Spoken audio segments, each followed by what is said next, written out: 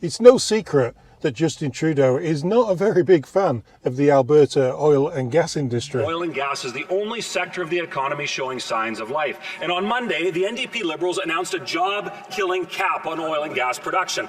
The government's own analysis admits that their cap on production will cost thousands of jobs and billions of dollars, destroying Canadian paychecks. No wonder Canadian-based Enbridge is building a $700 million pipeline in the United States. Wow. This Prime Minister is creating powerful paychecks for American energy workers and American steel workers, while Canadian workers can't afford their food or rent. Why is this Prime Minister driving investment jobs away from Canada towards the United States?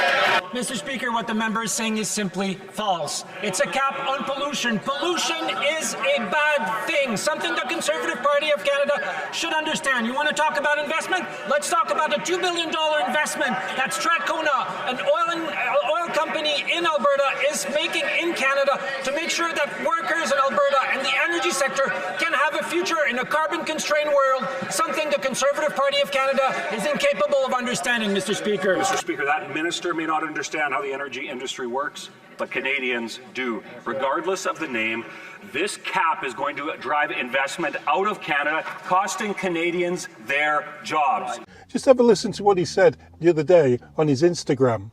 We've made in green technology and clean energy means we're bringing emissions down. But there's still one industry that's polluting more, and that means it's the biggest opportunity to make a huge difference.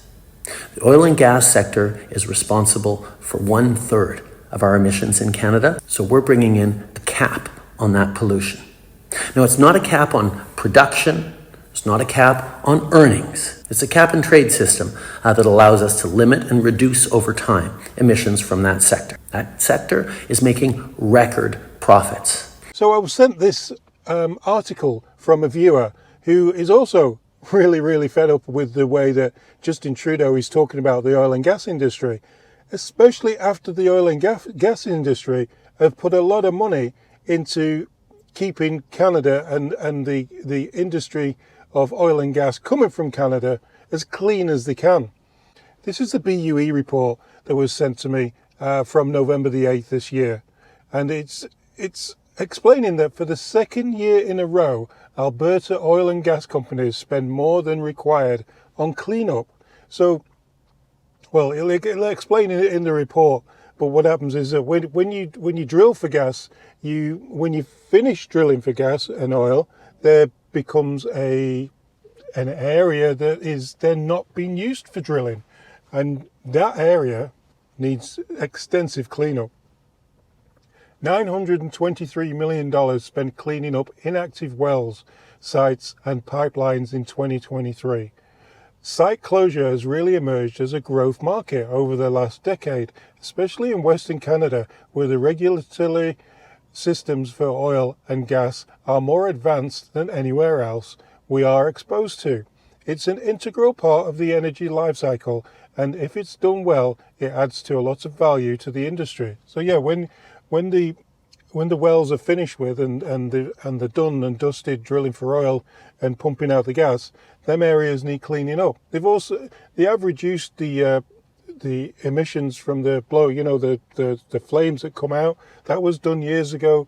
They are spending a lot of money out there in Alberta to clean up the oil and gas industry. And really, you could say that Canada's oil and gas is the cleanest oil and gas that you can buy anywhere. People should be lining up to get the stuff, except for Guilbeault and Trudeau don't really want to promote it anywhere for some reason.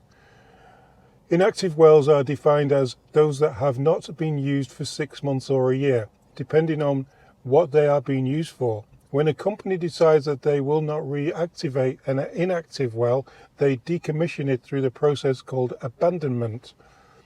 Bodrick says that having the closure quota for 2025 already set has allowed it to plan ahead and line up the necessary service companies well in advance of next year's remediation work. Lots of long words in there in my dyslexic head.